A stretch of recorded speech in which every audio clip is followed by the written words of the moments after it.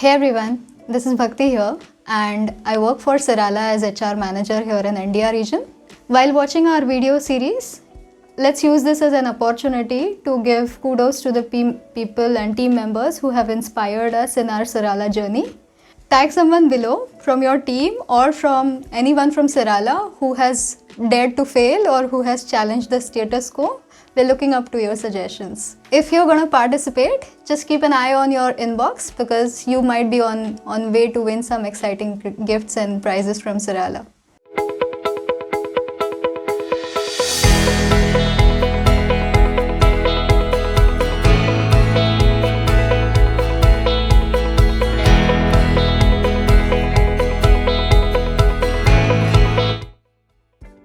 The most important values for Serala is enterprising. Serala is going through a very significant change. We have taken on a very big challenge by growing into other regions, acquiring different companies, transforming our business models. And I do think that you can't change everything overnight or in a very quick period of time, but that the small steps lead you towards the goal as well. Overall, what I have learned in this process is to be able to seize the moment. To CEO, that could be in making profits in business. To a department head, it would be running a very smooth function. And to the employee, seizing the opportunity to learn. To bring all people on board to say, well, but see, at the end, we will have an outcome and we will have a result which helps all of us and which helps, at the end, the company and Serala and you. And you will reach a next level. You can grow.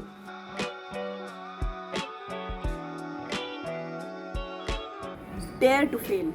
Dare to fail. Dare to fail. Dare to fail. Learn. Learn. Learn. Learn. Give your team psychological safety to try, learn, and even fail, to make it possible to go to areas or to next stages where you normally not be able to enter. Young generation would be even more curious. They would want to try and put things hands-on. And for that, they need a support saying that yes, try it. That's more important rather than saying it not to try at all because of the fear of failure. People need to be in a safe space in order to thrive. If you're stressed out, if you're worried about failing, there is no progress. We need to be able to allow people to fail. We need to be able to fail together. Then people need to make mistakes. I mean, that's the only way to grow. Because as long as you keep on in your comfort zone, you won't, the chances of making mistakes is really small. If you give someone a task and then take it away because you think you can do it better, which might be the truth, but still it will demotivate them and you will drive your people away with that. And those mistakes can rail you to the right way. Those mistakes can be adjusted the right way and actually assist us and add value for us to get out of this status quo to progress. And what do I do if I notice a mistake? I think it's forgive and forget. That's absolutely not an issue at all.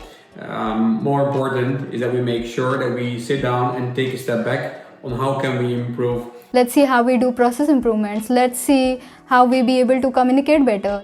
Sometimes difficult while you're already trying to see how you can squeeze all your tasks in a day and then still, again, taking more time to take a step back. It is really necessary in order to take the organization and the team to, let's say, the next level.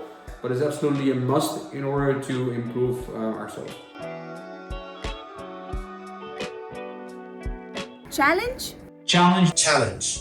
Challenge the Status quo. The status quo. The status quo. status quo.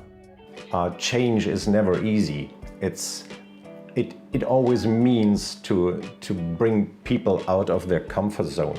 Imagine all of us like to be in a set of role or in a set of framework when it comes to our work, when it comes to our personal, professional choices. We like that framework. We define ourselves with that framework all the time.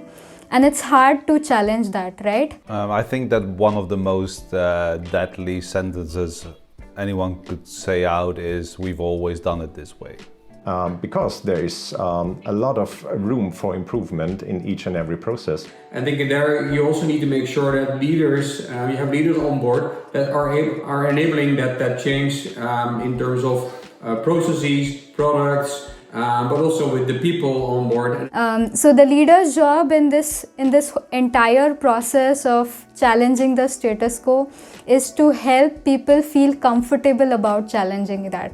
We need to make sure that we're open, and even the wildest idea, give people the opportunity to speak up. If we introduce all kinds of thresholds or criteria that people need to comply to, then we're already throwing so many obstacles in that innovation process at the early start.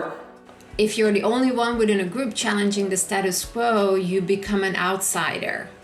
So we do need to ensure that people know that we encourage that behavior. Otherwise, they will not dare to speak up. The lower the threshold is to speak up to managers, even to senior management, I think the more we can enable the organization as a total to challenge the status quo. That's what is going to get us ahead, I think.